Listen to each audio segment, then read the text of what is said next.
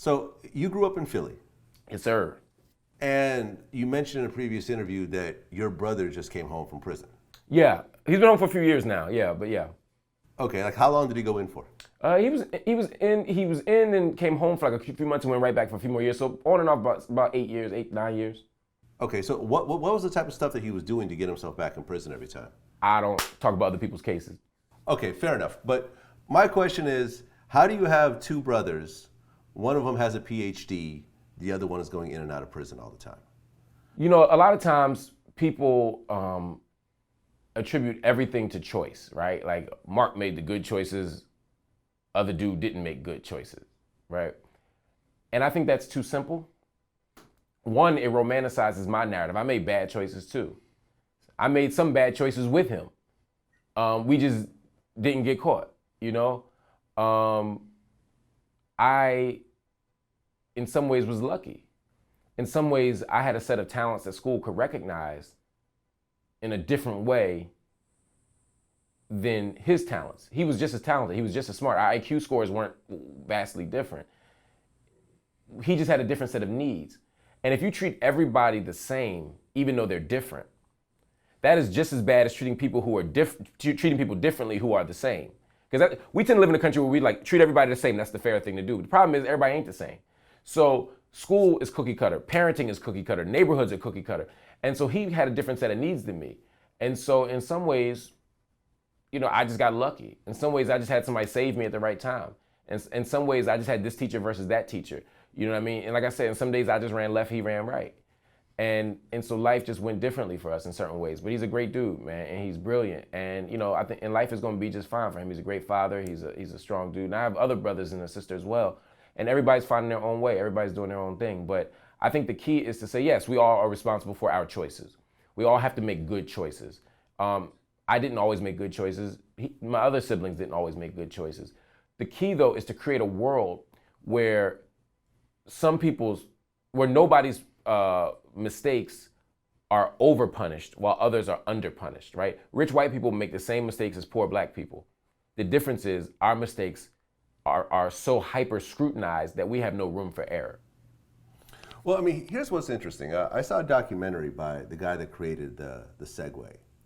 And he brought up a very interesting point. He said, if you ask any kid in school who LeBron James is, they'll all know who he is. If you talk about who created the cell phone, who created who created the internet, right, who created Wi-Fi and so forth, nobody knows. And yet you're celebrating a person who puts a ball in a hole with a slightly better percentage than his coworkers.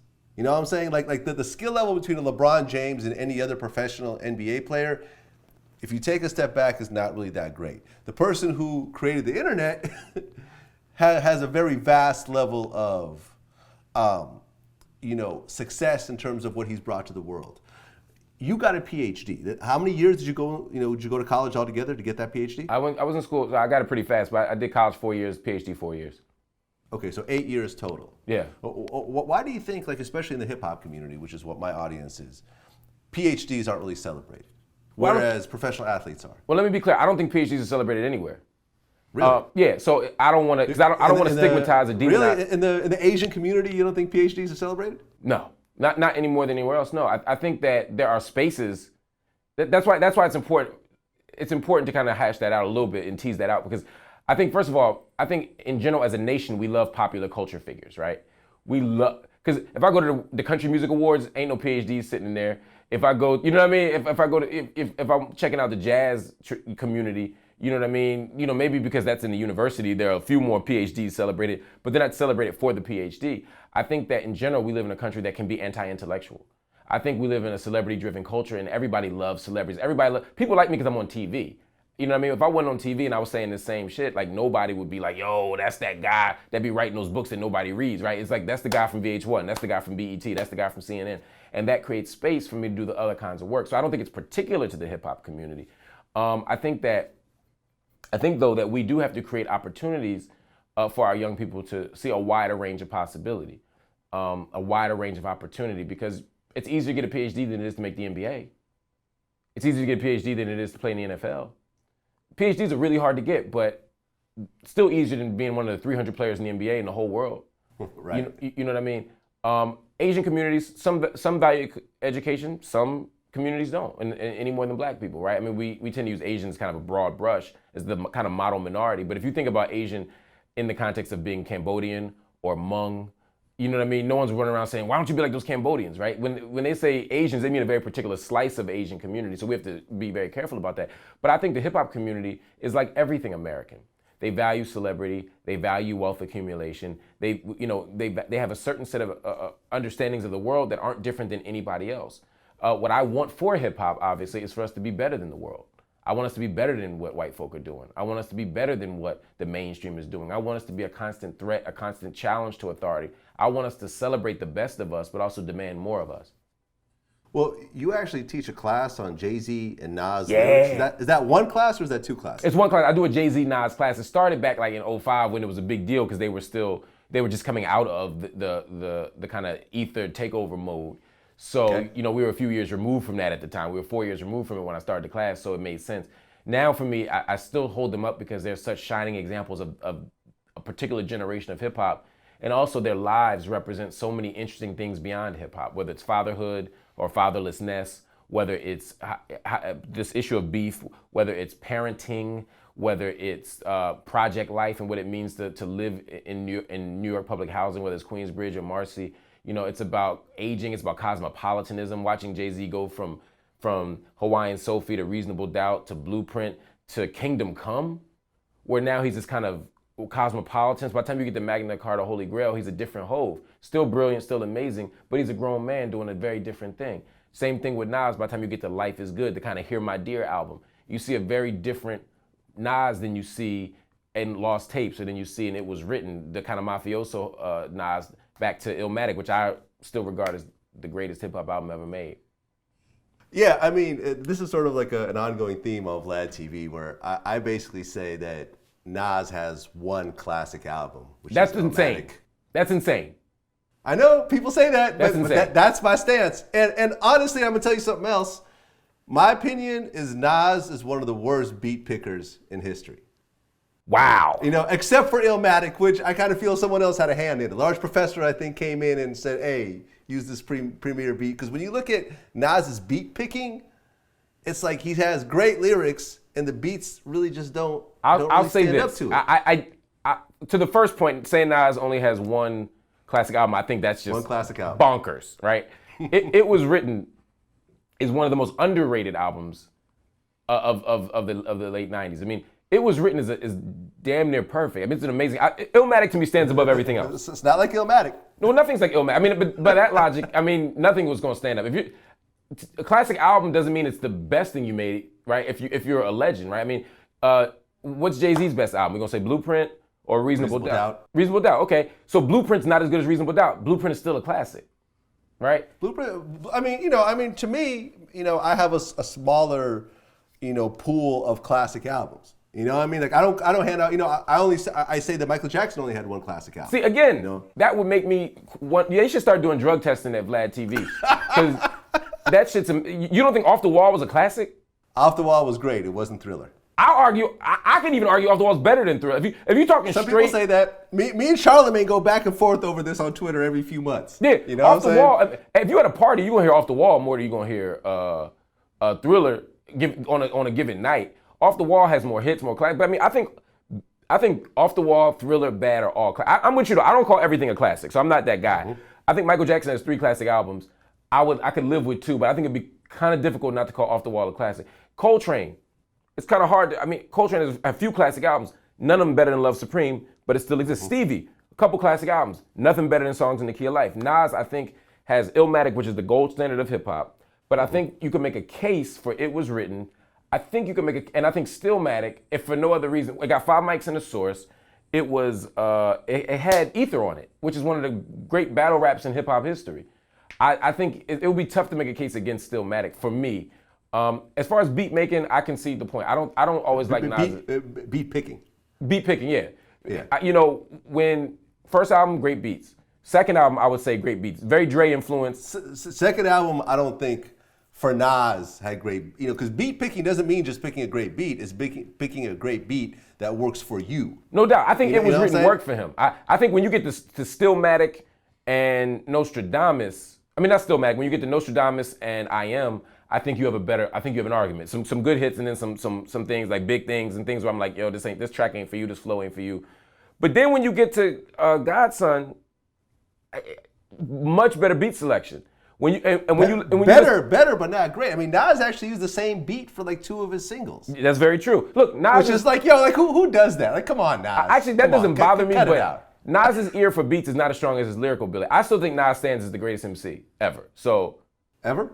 Yes, I put Nas in my top 5. I mean, it alternates, but Nas is always in my top 5. Okay, always so in my top 3. hold on. Okay, top 5, yeah, but you said ever, so you would put Nas above Biggie, above Jay. Above Biggie's not in my top Rakim. 5. What's that? Biggie's not in my top 5. Biggie's not in your top 5. No. Why? Lyrically? Biggie's in my top 10. Biggie's not for me. Top 5 is Jay-Z without a doubt. Okay. Nas without a doubt. Okay. Andre 3000 without a doubt. Okay. I'm putting Lauryn Hill in my top 5. I mean, I can see how you would say that, except that she only really had one album. Biggie only had 2 albums, and you making him the #1 MC of all time. See? Okay, you got me on that one. Yeah. All right, okay, Lauryn Hill, go Right. on. And also, you got to count Lawrence Fuji's albums. I mean, she was the. I mean, no, you're right. No, you ain't you're listening right. to the score for Prize.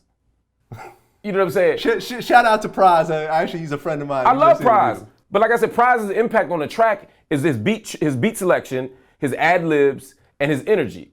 You're not going to Prize for bars. You're just not. And I don't think Prize would tell you that. Prize don't think he was the lyrical genius. Prize was the business guy. Yeah, in the group. he was and a lot that's of what things. everyone has told me. Yeah. Everything fits. All those parts fit. I don't take nothing away from Prize. I don't take nothing away from Clef. I like both of them. But L Boogie had brought the lyrics. So for me, that's my 4. For 5, at this moment, right now, I got Black Thought as my Black 5th. Thought? Oh, Yes. nah, I can't ride with you on that one. Lyrically, I mean, I'm from Philly, can't do so it. you might say I'm biased. I think one more classic album, you might have to put two more great albums. You got to put Kendrick in that 5th slot. I think you could put Kendrick in that slot. But if you said no, if you put Eminem in that slot, I wouldn't get mad. I don't think he's top 5, but I wouldn't trip about that. If you put Biggie in that slot, I wouldn't trip about that. If you put Rakim in that slot, I wouldn't trip about that. But I mean, I would actually put J. Cole over Kendrick. in what? Rapping? In terms rapping? In terms of creating songs. Wow. In song creation, and I feel it was a crime that J. Cole didn't get nothing in the last Grammys. I thought that was straight bullshit. You know what I'm saying? I think Kendrick is more artsy. You know what I'm saying? I think he's a better lyricist. If you're talking about just pure skill, like at the level of like Lupe level, just lyricism, I think Kendrick is a better lyricist than J. Cole. I think Kendrick is more artsy. I think he does stuff that's really more off the wall and kind of like he goes off on a limb in terms of his stuff, but in terms of like songs that I want to listen to, J. Cole is more musical. His songs I feel are better. Hey man, listen, me and Swizz were arguing over this during the Grammys, and he produced on J. Cole's album, I believe. You know what I'm saying? Right. I mean, he was so, and he was saying Kendrick. I don't think they're in the same class. I think Kendrick is like LeBron right now. Okay. And I think J. Cole is like KD. Extraordinary. Both top of the game. No, there's nothing wrong with being KD. He's just not LeBron. Okay. And I love J. Cole. I love every album J. Cole has made. I love all of his projects. I like the live album he just did. Politically, I love where J. Cole is. I think he's in a great place. When I was down there in Ferguson, the only people that came through was J. Cole, Nelly. I mean, it was a small number of people that came through and showed love and really was on the ground with the people. Nothing but respect and love for J. Cole. If I need a one MC from this generation, though, I'm taking Kendrick. I mean, and to me, Good Kid, Mad City is the best solo debut album since, I don't even know, since Get Rich for sure. Since Get Rich, okay, I can see that. And maybe top 5 ever debut albums in hip hop. I mean, it's that good. For me, it's like Ready to Die, Reasonable, this. Yeah, I mean, it's a very small number. You know what I mean? And he's up in there. What do you think about the whole situation? Man, my point of view, man, I really feel like they tried to paint a bad picture on my brother and tried to make him look like he was a hater. It was some envy, jealousy type shit, you know what I'm saying? actuality, you know what I'm saying? Bro been having this shit, man. He been in the condo. I got my hat on and I had my Coke bottles up under my hat. And I'm sitting at the dinner table like an asshole with the hat on, knowing she gonna tell me to take it off. And I'm just sitting there just gulping down, you know, in my zone. She said, take that goddamn hat off at the dinner table. I'm like, come on, mom. Coke everywhere.